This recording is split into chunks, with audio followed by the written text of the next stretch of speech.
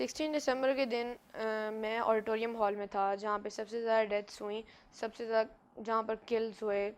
तो मैं वहीं पर था। नॉर्मल रूटीन डे था हमारा। हम अपनी डेमोस्ट्रेशन के लिए वहाँ जा रहे थे। आर्मी कोर की तरफ से एक डेमोस्ट्रेशन हर साल हमारा होता है, हमारा पहला साल था। तो हम गए नॉर्मल रूटीन लाइंस बना के अपना गए, जाके बैठे। सुबह सुबह का वक्त था और केमिस्ट्री जो है वो मेरी शुरू से ज़रा सी वीक थी। तो मैं आया तो जैन जो है वो फ़ौरन बोला, कहता लो आया आज एक और लिस्ट में नाम डाल लो, ये फेल है। तो मैंने उसको बोला, मैंने क्या तुझे क्या लगता है कि मैं फिर पेपर फेल करूंगा? तो मुझे कहता है यार केमिस्ट्री देख और अपनी शक्ल देख, पक्का फेल है। तो मैंने कहा यार चल लगा ले शर्त, अगर मैं पेपर पास कर गया तो कैंटीन में तू सबको जो है वो एक एक कप चाय का भी पिलाएगा और समोसे भी तू खिलाएगा। तो हमारी शर्त लगी। ये सब बातें करते करते 8 बजे और एग्ज़ाम टाइम हो गया। हमारी आधी क्लास को एक तरफ भेजा गया और आधी को एक तरफ भेजा गया। Jain was one of those जिसको क्लास में पेपर देना था और मुझे हॉल में देना था। 15 मिनट्स के बाद हमें वहाँ पे जिस तरह नॉकिंग हो रही हो या कोई कील ठोक रहा हो, उस तरह की आवाज़ें आनी शुरू हो गई। It exactly started at 10:30। जब आवाज़ें आई तो उनके मेजर ने हमें बोला कि आप पैनिक मत करें, आप बैठ जाएं अपनी सीट्स पर और बैक डोर्स को लॉक कर दें। तो हमारे जो प्रोक्टोरियल बोर्ड के इंचार्ज हैं उन्होंने कहा प्रॉक्टर्स को कि आप बैक डोर्स क्लोज कर दें। जैसे ही प्रॉक्टर्स 2 to 3 प्रॉक्टर्स गए बैक डोर पर, जैसे ही उन लोगों ने लॉक्स को हाथ लगाए तो किक उन लोगों ने कर दिया, टेररिस्ट ने डोर को, और डोर तोड़ दिए। I was literally in the washroom that moment. तो we started hearing gun fire. कुछ लोग जो है वो अंदर आ रहे थे, तब भी ये नहीं समझा कि शायद अटैक हुआ है, क्या चक्कर है। तो वो लोग अंदर आ गए। अंदर आने के बाद एक बंदे ने मुझे स्पॉट किया और उसने मुझे पश्तो में आवाज़ लगाई, उधरेगा। साथ ही उन्होंने फायरिंग शुरू कर दी, कलमा पड़ा। उसने 7 से 8 मरतबा जो है वो गोलियां चलाई। उनमें से 3 गोलियां जो थी वो पिलर में लग गई, बाकी जो है वो पीछे दीवार में लग गई। बोर्ड के इंचार्ज ने आवाज़ लगा दी कि दहशतगर्द आ गए हैं। तो सब अलर्ट हो गए एक टाइम के लिए। फ़ौरन दूसरी आवाज़ जो मेरे कानों पे पड़ी थी वो ये थी कि ज़रकवा टाइम निश्ता, और वो मुझे छोड़कर आगे निकल गया ऑडिटोरियम की तरफ।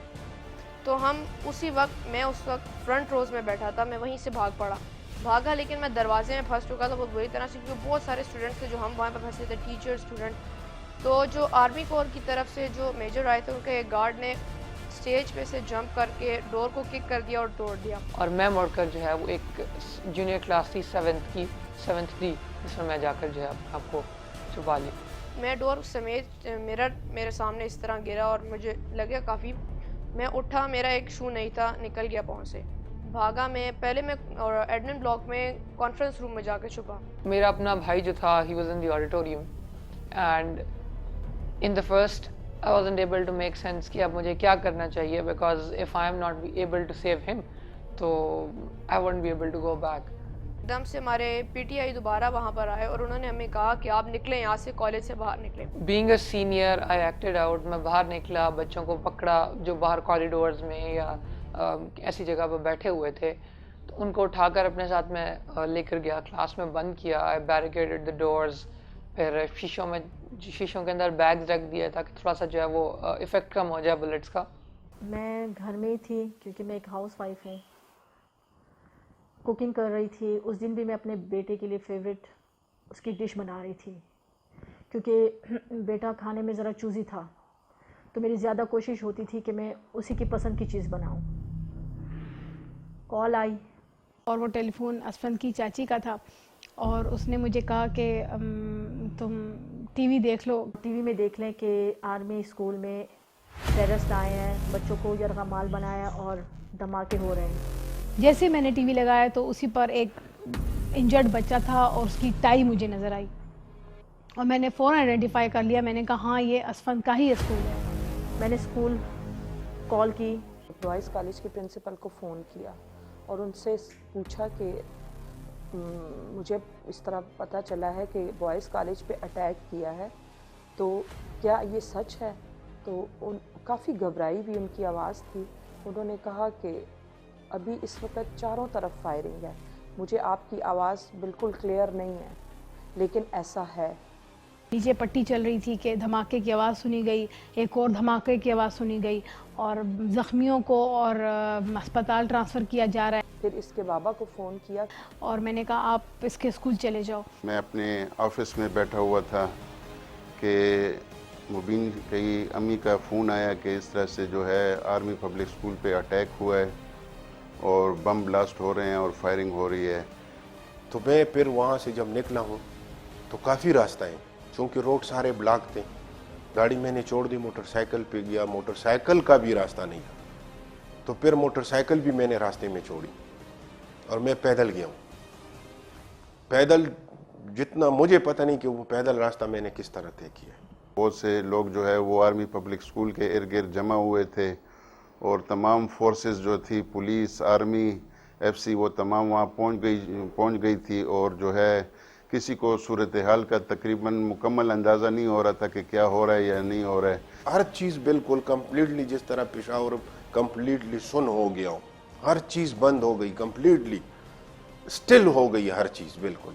जब ये हालात थे, वालिदैन खड़े इंतज़ार कर रहे थे अपने बच्चों का कि वो अंदर से बाहर आएँ, ठीक ठाक सिचुएशन में बाहर आएँ और उनको उस चीज़ की खुशी हो कि उनके बच्चे बच गए हैं।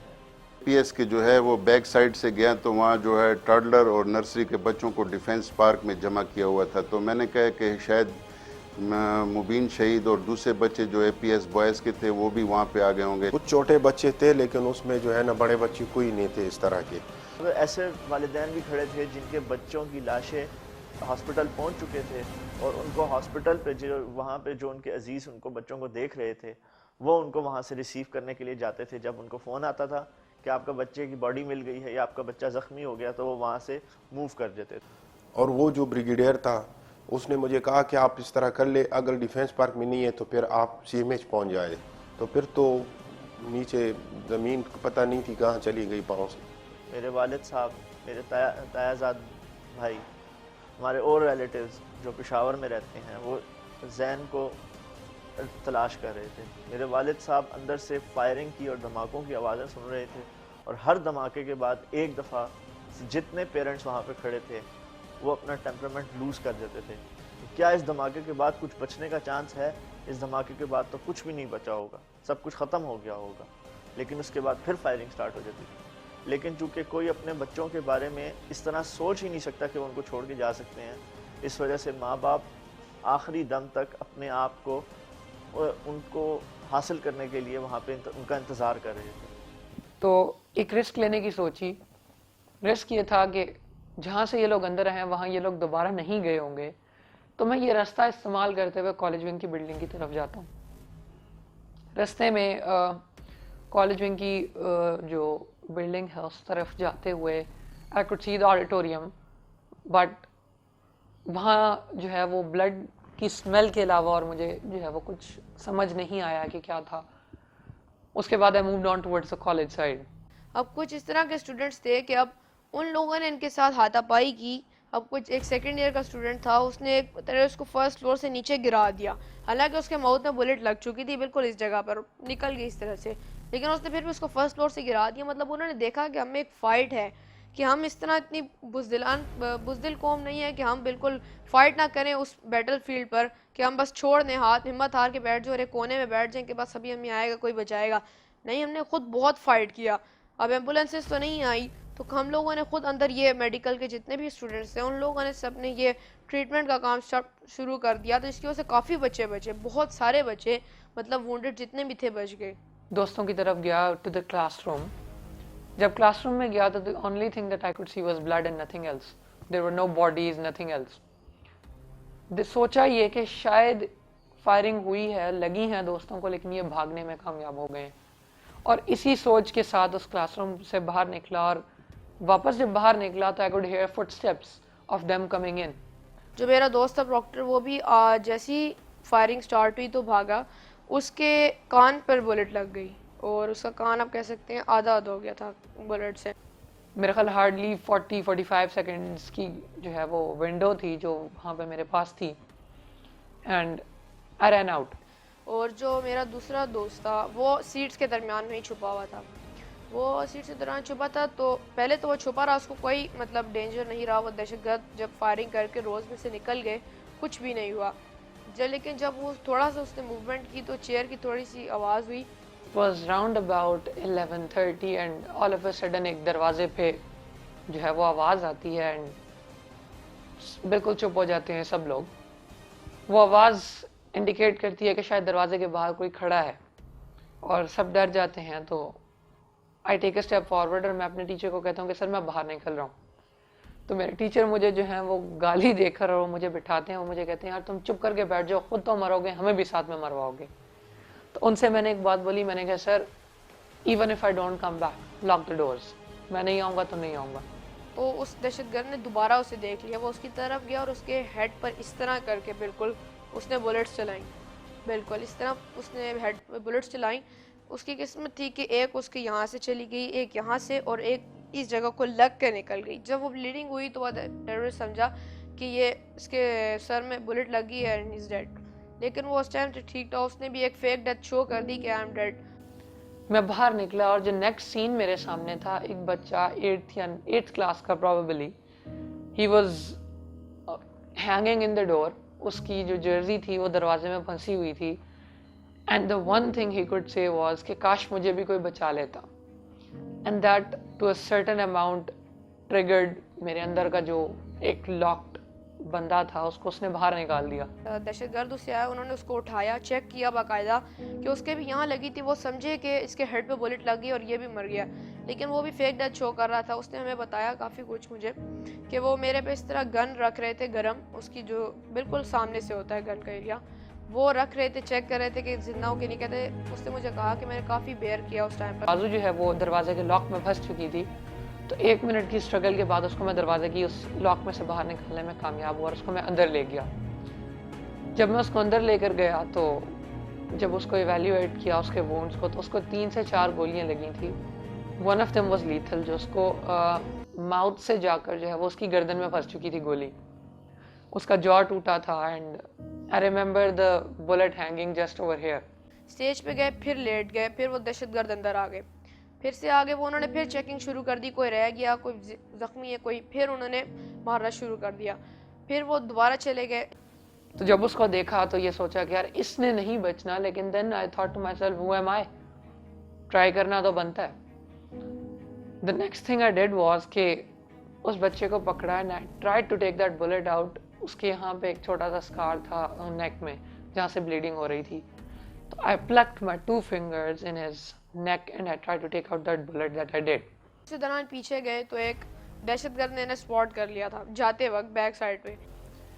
अब बुलेट निकाली, लेकिन I was worried of the fact कि ब्लीडिंग से शायद इस बच्चे की डेथ ना हो जाए। तो the next thing I did was that I tore up my shirt और उसकी जो है वो गर्दन से लेके माउथ तक उसको जो है मैंने रैप कर दिया। रैप करने के बाद उस बच्चे को मैंने बोला कि आपने मुझसे कॉन्स्टेंटली बात करते रहना और आपने मेरा हाथ पकड़ना है ताकि मुझे ये एहसास है कि आप मेरे साथ हो। And I remember very precisely कि उसको 10 से 15 मिनट देखने के बाद मेरे अंदर हिम्मत नहीं बची थी उसको बार बार देखने के लिए।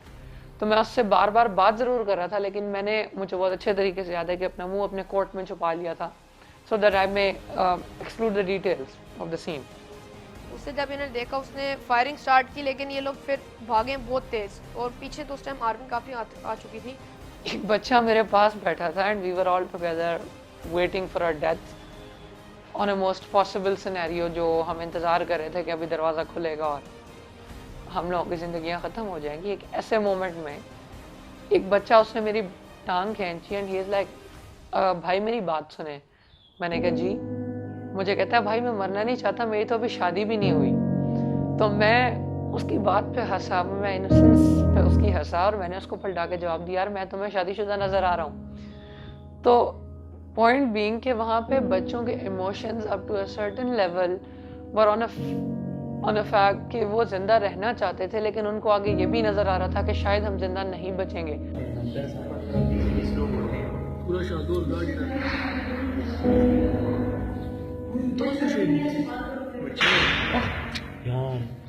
बच्चे का शीशा तो खतरनाक निकला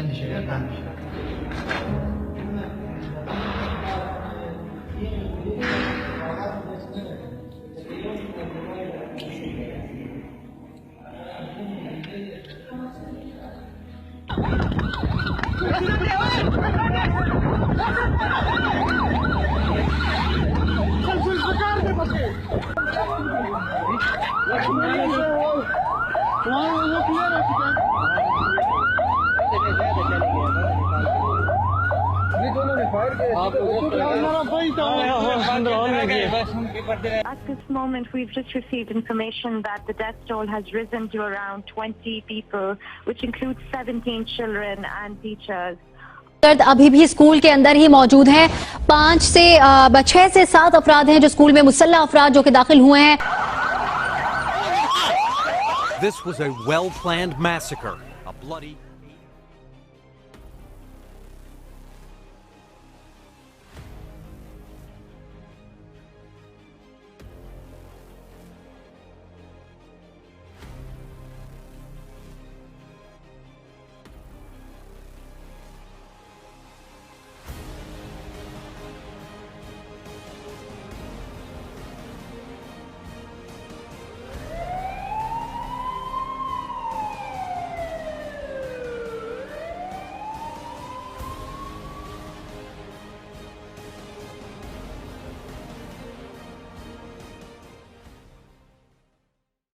पेशावर के जो 2 बड़े हॉस्पिटल्स हैं CMH और LRH, वहाँ पे इन शुहदा बच्चों की बॉडीज आ रही थी। सीमेज के लिए जो है ना, क्योंकि सीमेज ज़रा थोड़ा सा जो है ना इस डिफेंस पार्क से दूर है, तो मैं जब बाहर निकला तो ना गाड़ी थी, सारा रोड बंद था।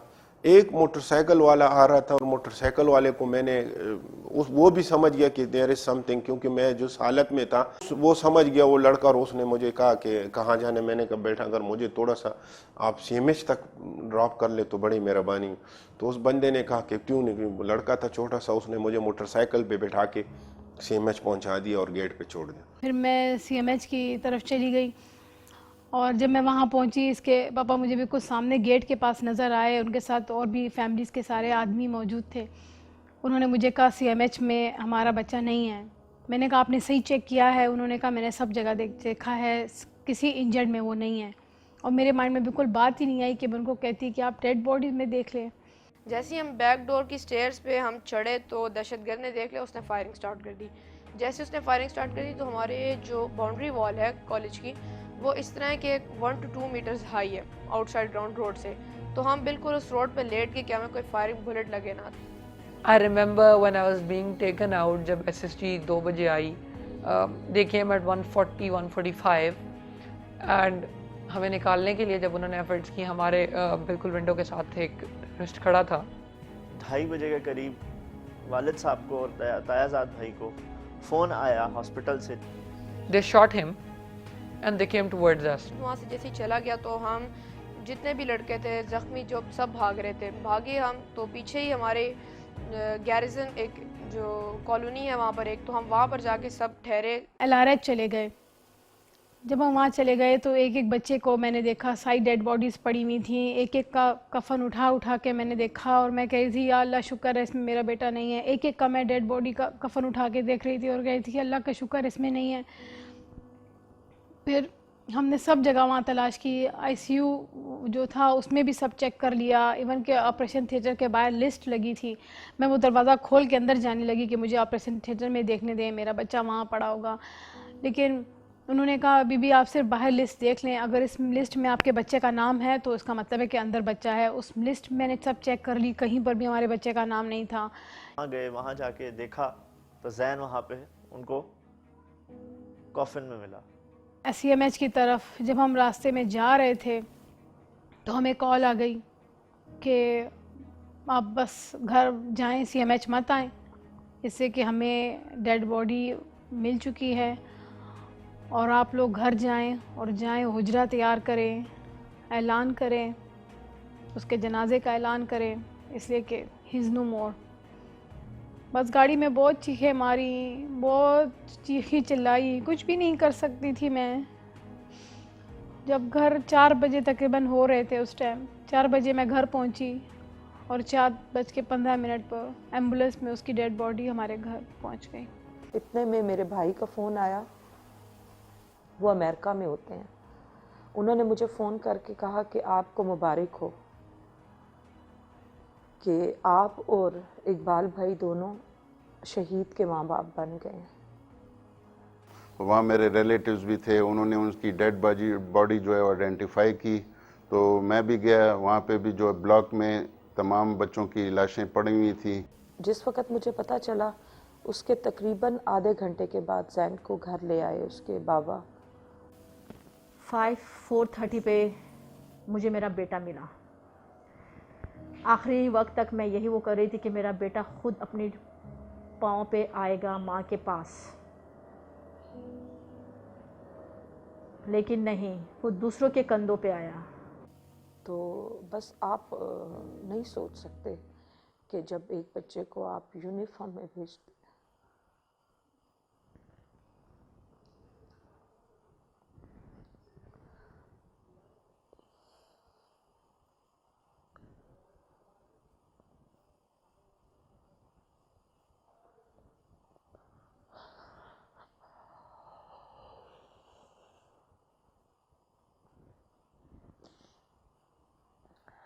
जब वो आया था तो उसका सर नहीं था बिल्कुल भी, उसका फेस सलामत था, लेकिन उसका यहाँ माथे से लेकर पीछे बैक तक कुछ हिस्सा नहीं था।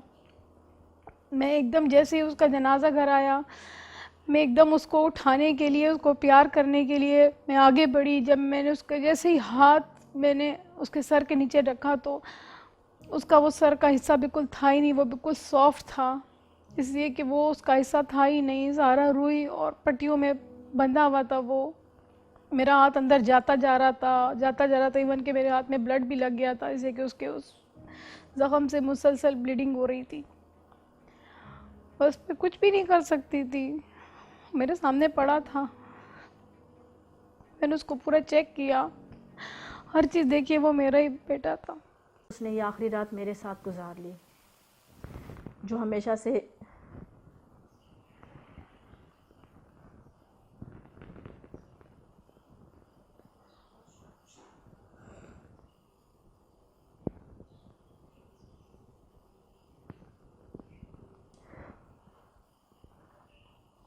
जो हर रात अपनी माँ को प्यार करता और शब्बा खैर कहता।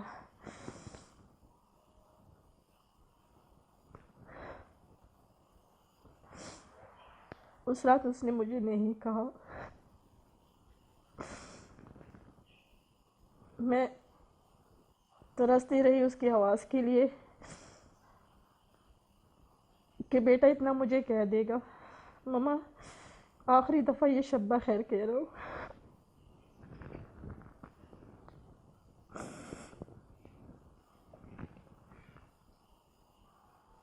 आखिरी दफ़ा प्यार कर रहा हूँ।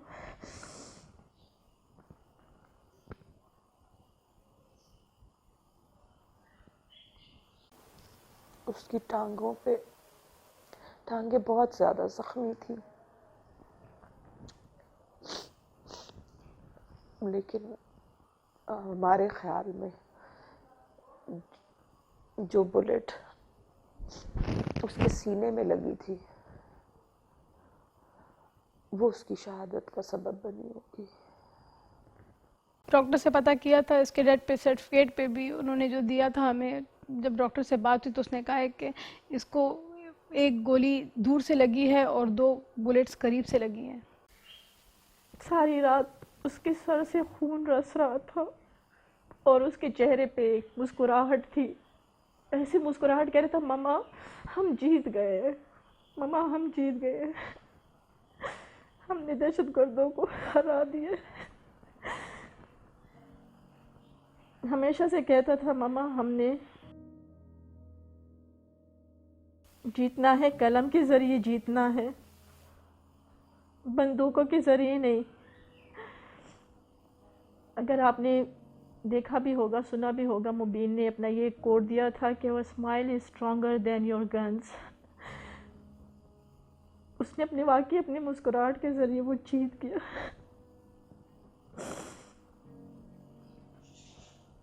तो जिनकी इंस्टेंट डेथ हुई थी उनको सर पे गोलियां लगी थी, तो मुबीन शाह को भी राइट टेम्पल में जो है एक बुलेट लगी थी और वही जो उसकी कॉज ऑफ डेथ थी। Zain Iqbal is no more, and this news was something that completely destroyed me, I would say. दूसरे दिन सुबह 11 बजे ज़ैन इकबाल के साथ ही उसका जनाजा हुआ, जो एक दूसरा शहीद बच्चा है, वो 2nd ईयर का स्टूडेंट था। जनाजा पढ़ने गया तो आई रिमेंबर आखिरी सफ़ में खड़ा था किसी को नहीं बताया मैं कौन हूँ। वहाँ पे रो भी लिया और अल्लाह के साथ गिले शिकवे भी कर लिए, लेकिन जैन को दफनाने की हिम्मत मुझ में नहीं आई और मैं नहीं कर सका। 4 बजे वो हमें मिला था, रात को 8 बजे उसका जनाजा था। तकरीबन 1 बजे का टाइम था कि हमने जैन को सुपुर्द खाक किया। कल सुबह 8 बजे 7 बजे हम गपशप लगा रहे थे, गाड़ी में आते वक्त रेस कर रहे थे। हॉल से पेपर में जाने से पहले हम नॉर्मल गपशप लगा रहे थे, किसी को फेल किसी को पास कर रहे थे। और अगले 2 घंटों ने हमारी ज़िंदगी कम्प्लीटली चेंज करके रख दी। मुझे सिर्फ अपने अल्लाह से उम्मीद है, मैं किसी से उम्मीद नहीं रख रही हूँ, मैं सिर्फ रख रही हूँ तो अपने अल्लाह से। मुझे इंसाफ भी देगा मेरा अल्लाह।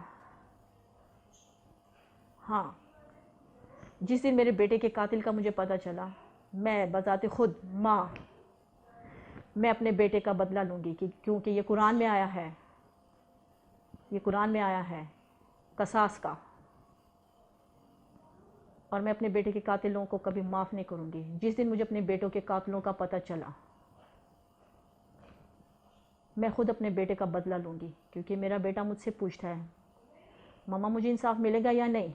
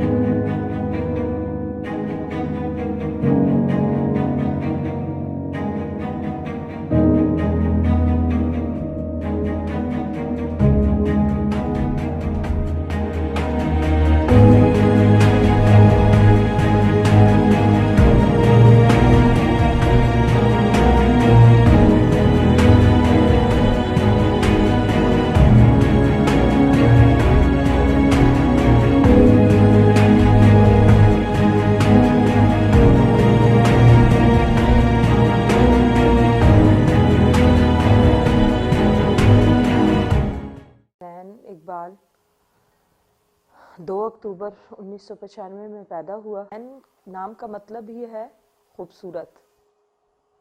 वो ना सिर्फ फिज़ीक में खूबसूरत था, वो आदात में भी बहुत खूबसूरत था, और शायद इस नाम का उस पर इतना इन्फ्लुएंस था कि उसकी आदात, उसका इखलाक, उसकी फिज़ीक, सब कुछ खूबसूरती में ही ढल गया।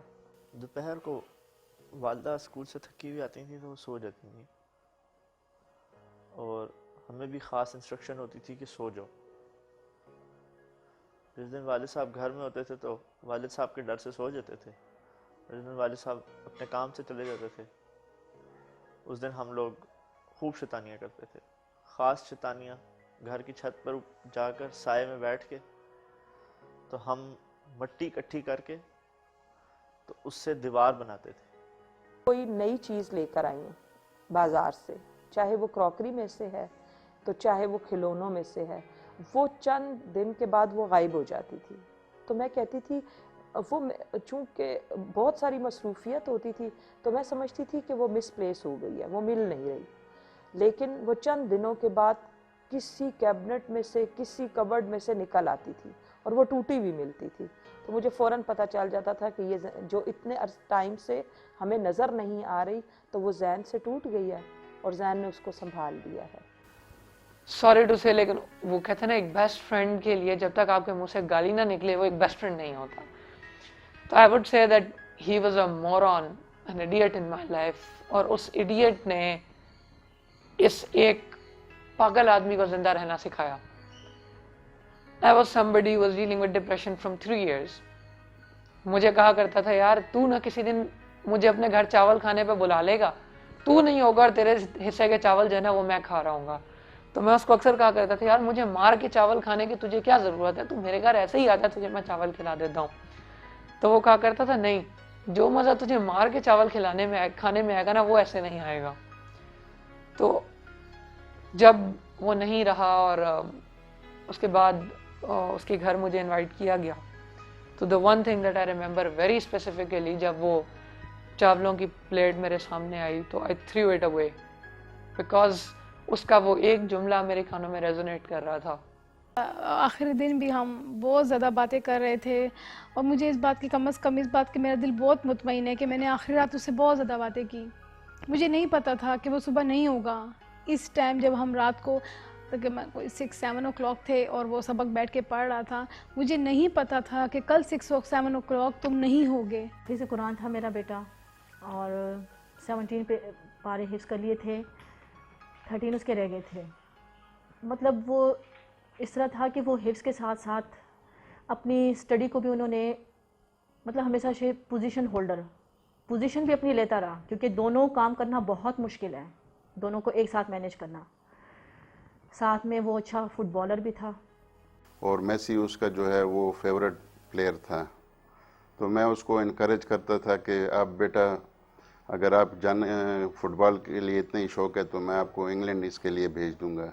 तो अब जब मैं उसके पीछे चला गया उसकी छुट्टी के टाइम, तो ये जल्दी जल्दी दरवाजे से भाग के आया और दरवाज़ा जब मैंने आगे का खोल दिया तो उसने कहा कि पापा मेरे दूधो आप लाए हैं। वो दूध को जो है ना अक्सर दूधो कहता था कि जी मेरा दूधो आप लाए हैं कि नहीं। तो मैं उसको कह देता हाँ बेटा क्यों नहीं, आपकी सीट पे पड़े हैं। वो जब वो उस फीडर को लेके जो है ना मुंह पे लगा लेता था, तो आप यकीन करें जब मैं घर तक पहुंचता था ना तो वो उस वक्त सोया होता था। वो मुझे ड्रॉप करके अपने कॉलेज जाता था। रास्ते में जितने आर्मी पब्लिक के बच्चे होते थे और वो पैदल जा रहे हैं, वो जैन की गाड़ी में बैठकर ही जाते और आते थे। वो खुद भी नहीं हार मानता था और दूसरों की भी हार नहीं मानने देता था। पिछली ईद की बात है कि वो जब यहाँ बाहर कर रहा था हड्डियाँ, तो वो हड्डियाँ बहुत मजबूत थी, वो उससे टूट नहीं रही थी। तो वो उनको बार बार मार रहा था और कह रहा था उस गोश्त को, उस बैल के गोश्त को, हड्डियों को कह रहा था जालिम सून हड्डियर कैल्शियम दे खुड़ले दा सशी दे तो खुड़ल दा मातम ले गोवा है कि देखो जिम तजम कि जमा अडू के मजबूत छी जालिम बच्चे सून ढास करके उसको मार रहा था। वो सून कैल्शियम दे खुड़ले दे। छोटी बहन से तो बहुत प्यार करता था, बड़ी बहन फ्रेंड की तरह थी, लेकिन फ्रेंड्स के साथ, बहनों के साथ छेड़खानी, वो भाइयों की वो होती है ना, कभी माँ को छेड़ना, किसी न किसी बात पे मुझे छेड़ता था कि मामा को गुस्सा है। अच्छा, बहुत अच्छा वक्त उसके साथ गुजरा जो 16-17 साल गुजारे। जब चेला जो है वो गुरु से अलहदा हो जाता है तो उसको उसकी कमी हमेशा फील होती है, बिकॉज उस गुरु ने उसको उसके जिंदा रहने का तरीका सिखाया होता है। अल्लाह थोड़ी सी ज़िंदगी दे देता तो अपने मुल्क के लिए वो बहुत कुछ करना चाह रहा था, बहुत कुछ, उसने बहुत कुछ सोच रखा था, लेकिन जालिमों ने उनको ये मौका नहीं दिया। क्यों होता है हमारे मुल्क में जब अच्छे लोग आगे आते हैं, क्यों उनको मसला जाता है? फूलों की तरह इन पुल से जैसे बच्चों को क्यों मसला गया? मेरे सवाल का जवाब किसी के पास है? मुझे कोई ये जवाब दे सकता है? मैं तो इनको बुज़दिल दुश्मन कहता हूँ, जिन्होंने बच्चों पे और औरतों पे हाथ उठाया, और वो भी जो है उनके हाथ में कोई हथियार नहीं था, उनके हाथ में कलम था। तो ये तो हो नहीं सकता कि ये जो है मुसलमान हों, ये नाम के मुसलमान हैं, ये जो है जाहिलियत में डूबे हुए मुसलमान हैं जो इस किस्म के काम कर रहे हैं, और इनको जो है बाहर से फंडिंग हो रही है और उसके बिना पर ये यहाँ पे तखरीबकारी कर रहे हैं। ज़िंदगी हम गुजार रहे थे, अब ज़िंदगी हमें गुजार रही है इस जाने के बाद। 16 दिसंबर के बारे में कुछ भी कहना, उस पोजीशन में नहीं हूँ मैं, इसलिए कि वो बयान से बाहर है, वो बयान से बाहर है। वो मैं क्या कि जितने भी शहदा के वालिदैन हैं उन सब के लिए इंतहाई मुश्किल दिन। ये सोच के मैंने आपको बता दिया ना कि आप लोग सिर्फ लिखेंगे, आप लोग सुनेंगे, आप लोग इसके बारे में कभी फ़ख्रिया अंदाज से बात करेंगे और कभी अफसोस के अंदाज में बात करेंगे। इसको बर्दाश्त करना और इसको सहना बहुत मुश्किल है। और बयान से बाहर है, उसके लिए अल्फाज नहीं मिलते कि मैं आपको ये फीलिंग्स बता सकूं कि 16 दिसंबर के बारे में जब बात होती है तो वो हमारी रूह को भी घायल कर देती है, हमारा हर सांस जख्मी हो जाता है। कम से कम उनका ज़रूर एहतसाब होना चाहिए कि आखिर ये क्यों किया गया है, और सिर्फ ये इसलिए नहीं कि हमारे बच्चे चले गए, ये आने वाले बच्चों के लिए भी बहुत इम्पोर्टेंट है। इससे कि जब तक ये सज़ा और जज़ा का किस्सा नहीं होता कोई इबरत नहीं लेता। शोधा फोरम है, तो हमारे शोधा फोरम की तरफ से हमारी एक डिमांड जो है, दूसरी डिमांड्स के अलावा एक डिमांड ये भी थी कि इस तमाम इंसिडेंट्स का जुडिशल इंक्वायरी की जाए, ताकि जो गफलत के मुर्तकिब हों इस इंसिडेंट्स के, उनको जो है कैफर किरदार तक पहुंचाया जाए और उनको भी सज़ाएं दी जाएं, क्योंकि दहशतगर्दी के ख़िलाफ़ तो हम लड़ रहे हैं, लेकिन इस वाक़े में जो है सिक्योरिटी लैप्सेस हुई हैं, और इस सिक्योरिटी लैप्सेस के जो ज़िम्मेदारान हैं उनको भी जो है वो पनिशमेंट दी जाए। हमारे मज़हब में क्या पाक दुनिया की किसी मज़हब में जो है ना, एक इनोसेंट पर्सन को इस तरह बेदर्दी से शहीद करना, मेरे ख़्याल में ये न तो हमारा मज़हब इजाज़त देता है, न दुनिया का किसी मज़हब भी इसमें इजाज़त देता है कि ये चीज़ जो है नाजायज़ है। हमारे दरमियान जो टेररिस्ट है, हमें चाहिए उनको सबसे पहले निकालें। हम टेररिस्ट नहीं हैं, क्योंकि हमने बहुत सी कुर्बानियाँ दी हैं। औलाद से बढ़कर और कौन सी कुर्बानी होगी कि लोग हमें टेररिस्ट कह रहे हैं। हम कब तक कुर्बानियाँ और देते रहेंगे? क्या ये जो कुर्बानियाँ दे रहे हैं ये सिर्फ टेररिस्ट दे रहे हैं? हमने जो औलाद की कुर्बानी दी है, तो क्या हम टेररिस्ट हैं? ये जो कोई कह रहे हैं वो खुद टेररिस्ट है। जो हमारे मुल्क को टेररिस्ट वो कह रहे हैं वो खुद टेररिस्ट है। अगर आज इंटरनेशनल अमन हो रहा है तो सिर्फ पाकिस्तान की वजह से हो रहा है। अगर ये टेररिस्ट के खिलाफ न उठता तो आप यकीन करिए ये पूरे टेररिस्ट पूरी दुनिया में फैल जाते। लेकिन अफसोस की बात यह है कि हम इंटरनेशनल जितनी भी कंट्रीज है उनसे ये सवाल करते हैं, क्या टेररिस्ट इस तरह होते हैं कि अपने बच्चों को शहीद करेंगे? छोटे छोटे बच्चे, इनोसेंट बच्चे जो स्कूल की किताबें लेके सुबह निकले और उनकी लाशें हमें मिली है, ये टेररिस्ट है। We have paid a price for something that was not ours. A war we fought for others and we sacrificed 50,000 people for them. Even then, the world is not satisfied with Pakistan. आज हमारी कौम इतनी United हो जाए तो मेरे ख्याल में फिर कोई पिछली दीवार से नहीं आएगा अंदर। क्यों जब हमारे घर में कोई दाखिल हो जाता है तो फिर हमने ही कोई दरवाज़ा खुला छोड़ा होता है जिससे कोई दाखिल हो जाता है, वरना किसी की मजाल नहीं। इस कौम को मज़ीद मुत्तहिद होने की ज़रूरत है, बहुत ज़रूरत है। और मैं अपने यंग जनरेशन से ये उम्मीद रखती हूँ, क्योंकि अब वाहिद सहारा हमारा यंग जनरेशन है और उनको मुत्तफिक होके अब अपने मुल्क के लिए लड़ना है। हमारे गवर्नमेंट से तो ये बात अब उनके अब हाथों में नहीं है। वो सिर्फ कुर्सी के लिए लड़ते रहते हैं। उनका काम है सिर्फ कुर्सी के लिए लड़ना और अपने बैंक बैलेंस बनाना, क्योंकि कब्र में उन्होंने अपने लिए अलमारियाँ बना रखी हैं ना, वो अपने साथ अमलनामों के बजाय पैसा लेकर जाएंगे। जब आप एक ऐसे वाक़े से गुजरते हैं, एक चीज़ जो आपको सिग्निफिकेंटली जो आपकी लाइफ में चेंज होती है, दैट इज़ दैट आप ज़िंदा रहने के लिए आपको वो बड़ी खुशियों की जो है ना, वो जिसको कहते हैं रिक्वायरमेंट कम हो जाती है, and you tend to enjoy each and every moment that you spend. So now happiness is everything. बहुत से लोग हैं जिन्होंने गिराने की कोशिश की है, कर रहे हैं और बार बार कर रहे हैं। ये भी अटैक था, हमारी कौम को गिराना ही था। उन लोगों ने कहा था कि हम तुम्हें ऐसा ज़ख्म देंगे कि तुम जिसको भर नहीं पाओगे।